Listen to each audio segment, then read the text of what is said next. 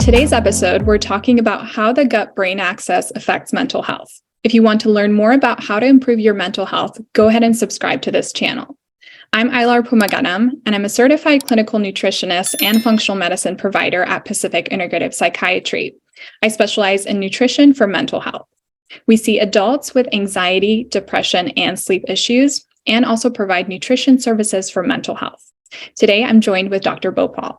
Hi, I'm Dr. Nishi Bhopal. I'm a physician specializing in integrative psychiatry and sleep medicine, and I'm the founder of Pacific Integrative Psychiatry. So today we're talking about gut health, the gut-brain axis, and how that affects mental health.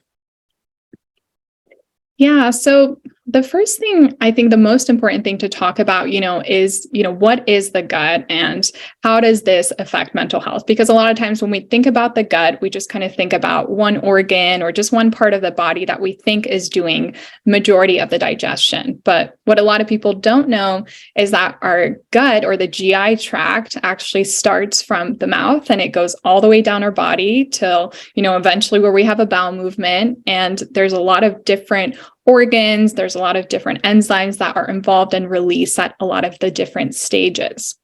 And what we know is that the gut microbiome affects our mental health. Because there is now a lot more interest that people have on about gut health. And of course, there's been growing interest in mental health during the pandemic. And we're starting to see that people are starting to recognize the intersection between the two. Of course, your gut health affects every aspect of health, including your mental health. But that hasn't really been mainstream in the world of psychiatry or mental health care. But there is a growing interest in the intersection of these two things. And that's something that we specialize in our practice. So I know people have heard of the microbiome, but they may not be sure exactly what that is. So maybe we can start there. What is the microbiome? Yeah, so the microbiome, a lot of times we hear the term bacteria, so good bacteria and bad bacteria, but there's a lot of different microbes in the microbiome. That's why it's called the microbiome.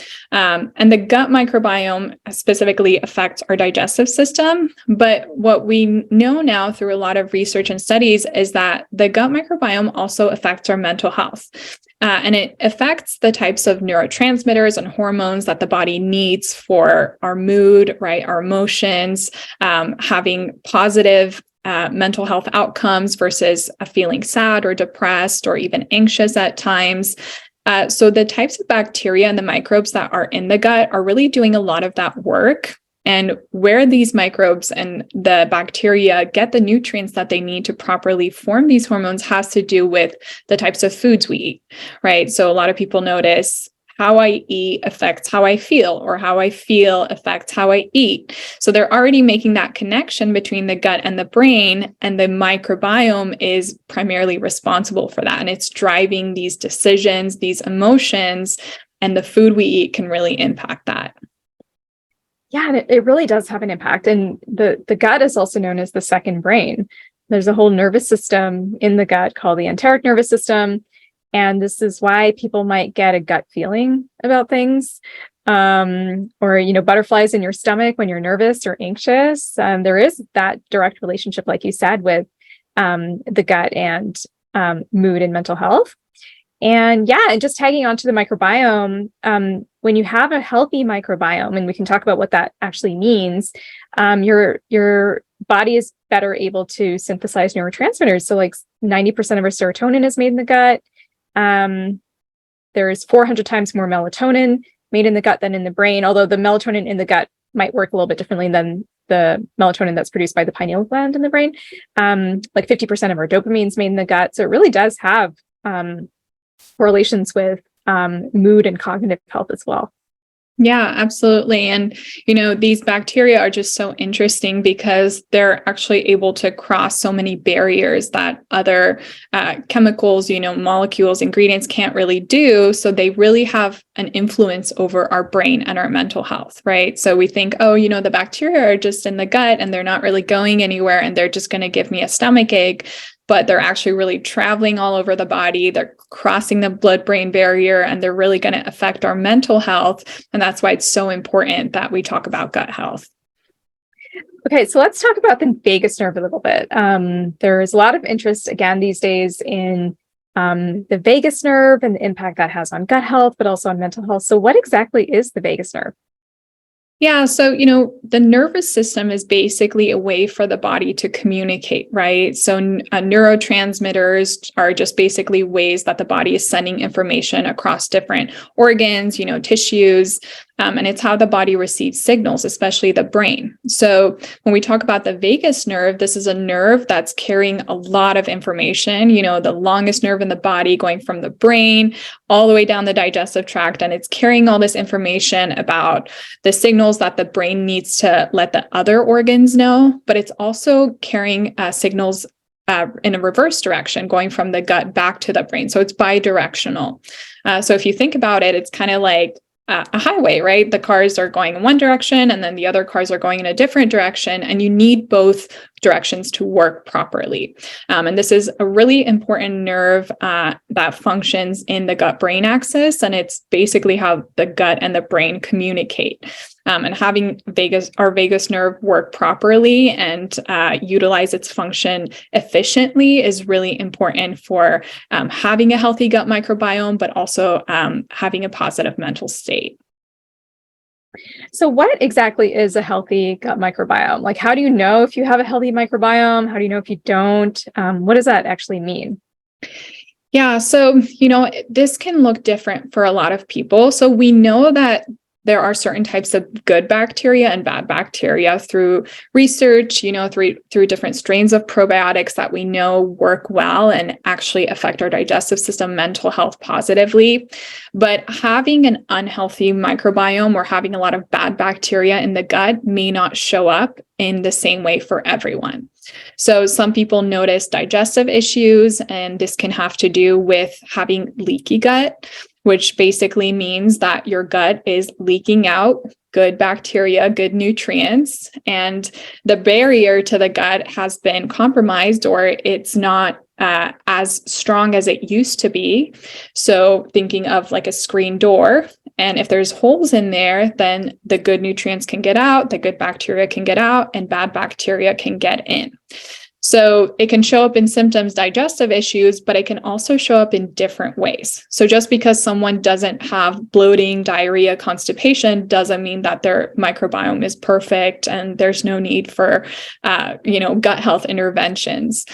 Some people notice they feel more anxious, or some people notice that they feel sad or fatigued or depressed.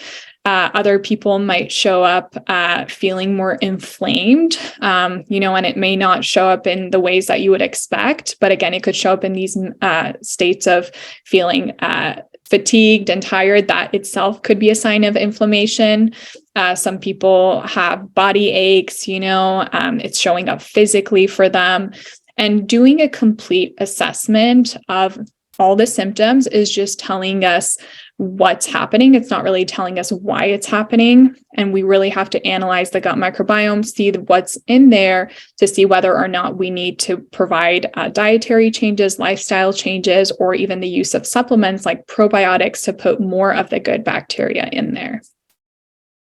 I think that's a really important point about gut issues not necessarily showing up as digestive problems, because we hear that all the time from people who come to our practice, and they might say, well, I have these aches and pains, and I have brain fog, and I'm fatigued, and I have anxiety, but my digestion's fine, so my gut's fine. And that's not necessarily the case, because issues with the microbiome and gut can show up as these other things, as you just mentioned. And we also know that when people have a less diverse microbiome, meaning if they don't have lots of different kinds of bacteria, the gut just doesn't function as well. And that can be associated with mental health issues like anxiety and depression and physical ailments as well. And so when people are thinking about a healthy microbiome, it's not just about the specific strains of bacteria, but also the diversity of the bacteria. So think about a gut microbiome as looking like the Amazon rainforest with lots of different kinds of species, lots of plants and animals and critters, and right, it's very diverse compared to like the Sahara Desert, which is just it's just sand, right? And that's not very diverse. And so you want to shift your microbiome from being like a desert to being like a rainforest. Yeah, I really like what you said there. And, it kind of makes me think of how we plant different seeds to get a variety of different organisms, different plants, right? So if we're constantly putting in the same type of seed, let's say someone who eats purely processed foods, packaged foods, they're constantly feeding their microbiome the same type of unhealthy, environment, soil, things like that, versus someone who eats more whole foods, omega-3 rich fatty acids, lean sources of protein. They're putting in a lot of good soil, good types of seeds, and they're going to grow that forest and have a lot of different types of bacteria. There are some studies showing that there's changes in the gut bacteria with anxiety and depression. Could you share a bit about that? Yeah, so over the past few years, there's been a lot of growing research looking at the relationship between the gut microbiome, the types of bacteria that are in there, and how this affects the mental health, and vice versa, how individuals who feel more anxious or depressed tend to have a different microbiome. So there are certain strains of bacteria that they're finding in individuals with higher amounts of anxiety and depression.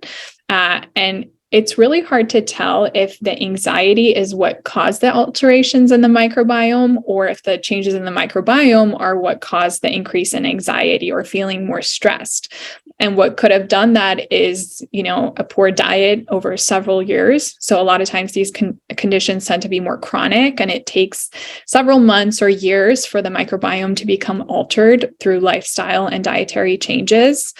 There's, clinical studies showing the link between IBS and anxiety. So individuals who tend to be more anxious are more prone to irritable bowel syndrome, because it can really make the digestive system more vulnerable, and it can make it harder to properly perform its functions.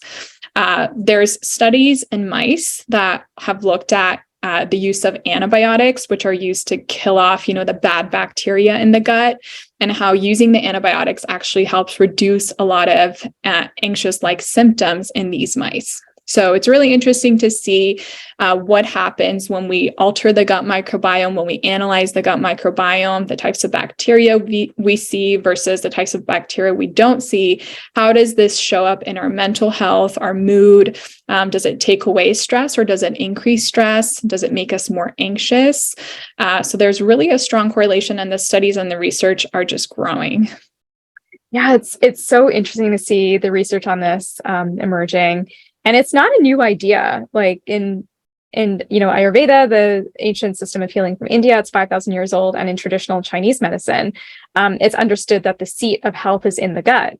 And so if you want to improve your health, whether it's your mental health or other aspects of health, you start with the gut, and you start with the food that you're eating. And you talk about mindful eating, like we talked about in a previous episode. And so it's just, it's just really interesting to see that these old ideas are now being validated with modern research and modern science. We're still not there yet with the science to say, like, okay, you have these symptoms, and you should, like, if you have these symptoms of depression, you should take this probiotic, or you should take this strain. We're not quite there yet. But we do know that optimizing and improving your gut health does have an impact on mood. So what would you suggest to people if they want to improve their gut health and their microbiome? What are some simple things that people can do? Yeah, so when it comes to healing your gut microbiome and really focusing on your gut health, nutrition is one of the most important things that we need to consider. So nutrition is so much more than just calories, what we're eating. These are specific ingredients that the body is using to create and synthesize hormones, neurotransmitters, to really allow all of our organs to function properly. So if you imagine, if you don't eat, what would happen to the body? How do you feel? If you don't eat for several hours, you feel tired, you feel low energy, your body can't really function. So how are you eating? What kinds of foods you're eating? And not just on a daily basis, but I would say most days of the week. So the way that you eat most of the time is typically how your body tends to function. So if you're eating a healthy diet, and what I mean by that is eating more whole foods, so a variety of fruits and vegetables, lean or plant-based sources of protein, healthy fats, fiber-rich foods and whole grains. These are, complex starches and carbohydrates. the body's going to utilize those ingredients more versus if one day a week you tend to go out or eat unhealthy or eat, refined sugars and starches, which we know can really damage the gut. And they tend to feed the unhealthy or the bad bacteria in the gut. So these bacteria, especially in the case of SIBO or small intestinal bacterial overgrowth, they like to eat the sugary foods. They like to eat the processed carbohydrates, and that's what makes them happy. And it causes them to produce the symptoms of gassiness, bloating. So what are you feeding your body and what are you feeding your bacteria so that they can perform their functions well? So taking care of your nutrition, really analyzing it and trying to focus on eating healthy most days of the week, but also focusing on not just what you're eating, but how you're eating. So, in an earlier episode, we talked about mindful eating and how the way we eat and the way we think about the food that we eat can affect the digestive system and how our body breaks down the food and extracts the nutrients to give us energy and to synthesize, again, hormones and neurotransmitters. So I think those are two really great places to start, looking at what you're eating and how you're eating. And then taking a small step to change that. If there's a positive change that you see, it doesn't have to be huge. Small changes can also make a difference. And just making a really specific goal for yourself that is realistic based on your lifestyle. Yeah. And I like how you said eating these sort of like gut health promoting foods most of the time, because it's really not about being perfect all the time. That's just not possible. And that can create more stress if you're trying to, eat all the good stuff all the time. It doesn't work that way. And so allowing yourself space to enjoy and indulge in foods that maybe not gut health promoting, but once in a while it's okay. But on balance, eating these sort of plant-based, whole foods, whole grains, and healthy fats most of the time will have an impact. You don't have to do it 100% of the time. Yeah, exactly. I'll share something that I did this morning. I was really craving a chocolate croissant and I went and got one. And, normally it's like, oh, start your day with protein and healthy fats. And I do that most days of the week. But this morning, I really felt like having that chocolate croissant and I went and got myself one because I knew that if I didn't have it, I would be wanting it, maybe every day for the rest of this week until I got that craving taken care of. So it is about having that healthy relationship with your food and knowing that what you're doing most of the time matters.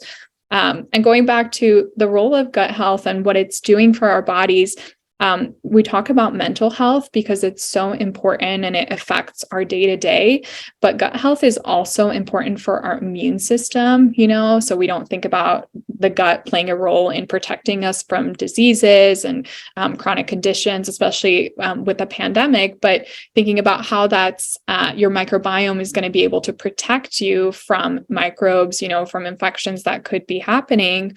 And then also knowing that when you focus on gut health, you feel better. So we feel good, we feel happy, we feel energized, right? Versus when we eat a certain way, you notice, and I hear this from my clients all the time, I felt tired, I felt sad, I felt fatigued. And, I'll say, what did you have for breakfast? I had coffee and a piece of bread, or I had a bagel. And, a lot of us notice what's happening, but noticing why it's happening, I think, is really important, and noticing that throughout the day and correlating the way we feel with what we're eating. Yeah. And I really like how you do that with clients. You, one of the things you do is a food diary, and you have them track their symptoms and what they're eating and start just by making these associations and noticing what's going on. And when you can start with that, then you can actually build a personalized plan. And that might include testing and other things to support a client with their gut health and their mental health. So if people want to learn more, if they want to work with you, how can they do that? Yeah, so I'm accepting new clients at Pacific Integrative Psychiatry. You can visit our website. You can check us out on different social media platforms, YouTube, Instagram, LinkedIn, or you can contact us at contact@pacificintegrativepsych.com, and you can schedule a free discovery call and find out if we're a good fit.